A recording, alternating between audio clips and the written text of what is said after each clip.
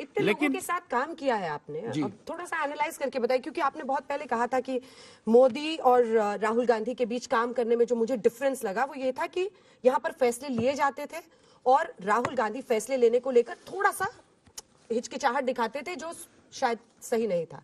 अब आपने इतने सारे लोगों के साथ काम किया है, मोदी vis-a-vis अरविंद केजरीवाल, राहुल गांधी, ममता बनर्जी, बस 4 क्या vis-a-vis क्या उनका dressing sense style of functioning आप देखते हैं, सब चीज पर ध्यान देते हैं कि किस तो बताते हैं कि ऐसे कपड़े पहनिए, ऐसे चलिए। अच्छा, मैं ये बताता हूँ और आप वहाँ पे विटनेस के तौर पे खड़ी है, पूछ रही हूँ नहीं आप बताइए, मतलब क्या स्टाइल ऑफ फंक्शनिंग क्या डिफरेंस है? हर व्यक्ति अलग व्यक्ति है, उसको मैं क्या कंपैरिजन करूं? अगर आप किसी एक एस्पेक्ट पे बोलेंगे तभी मैं बता सकता हूं। जैसे प्रधानमंत्री नरेंद्र मोदी और ममता बनर्जी के स्टाइल ऑफ फंक्शनिंग में क्या अलग है? क्या, क्योंकि आपने दोनों के साथ काम किया, आपका सुझाव कौन ज्यादा आसानी से सुनता है? दोनों ही सुने, जब तक मैं काम कर रहा था जिनके साथ तो दोनों ही सुनते हैं। ऐसी अमल में कौन ज्यादा तेजी से लाता है?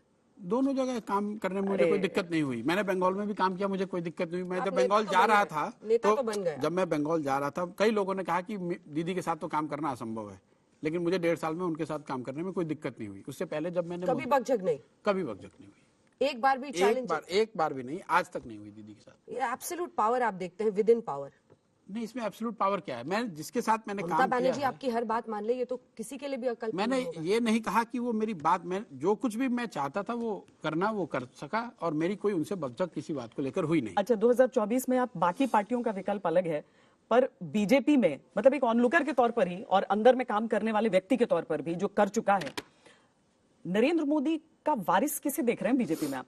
अब ये अमित शाह या योगी आदित्यनाथ? चर्चा बहुत होती है, एक भारतीय के तौर पर तो सोचते होंगे आप। देखिए, मुझे जो लगता है, मैं नाम पे तो नहीं जाऊंगा, लेकिन बीजेपी की जो लीडरशिप की ट्रेजेक्टरी है वो किसी भी समझदार व्यक्ति को दिखेगी कि उनके पास पहले वाजपेयी जी और आडवाणी जी का कॉम्बिनेशन था, फिर उन्होंने आडवाणी जी और मोदी जी का कॉम्बिनेशन बनाया है, फिर मान लीजिए कभी मोदी जी और शाह हैं, तो ये ट्रेजेक्टरी जो है वो धीरे धीरे आपको क्लियर होती जा रही है कि किस डायरेक्शन में जा रहा है।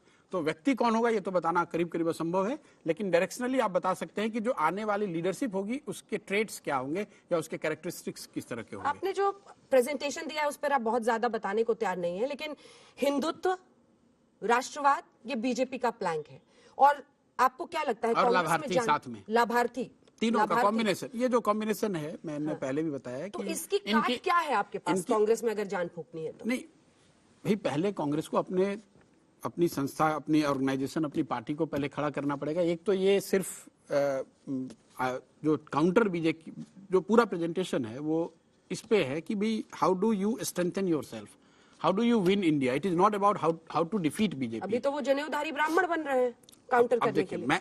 मैं आपको, आपने प्रेजेंटेशन की बात पूछी, मैंने ये बताया कि उसका पूरा जो स्वरूप है वो इस पर है कि आप इंडिया जीतेंगे कैसे, वो इस पर है ही नहीं कि आप बीजेपी को हराएंगे कैसे, क्योंकि मैं उस तरह से सोचता नहीं। अब आप क्या करेंगे फिर, अगर आप नेता नहीं बन पाए राष्ट्रीय राजनीति में, क्या करेंगे? क्या है ऑप्शन? क्या दिक्कत है? घर बैठेंगे, घर बैठ, अगर कुछ नहीं काम है तो घर बैठेंगे। प्रेजेंटेशन 1 साल से तो आप कांग्रेस के लिए तैयारी ही कर रहे थे ना। अरे भाई, मान लीजिए कि अगर आप कुछ प्रयास करते हैं वो नहीं होता है तो फिर सोचेंगे कुछ ना कुछ। कांग्रेस के लिए अभी भी दरवाजे खुले हैं या फिर नहीं खुले हैं, बंद हो गया हमेशा के लिए?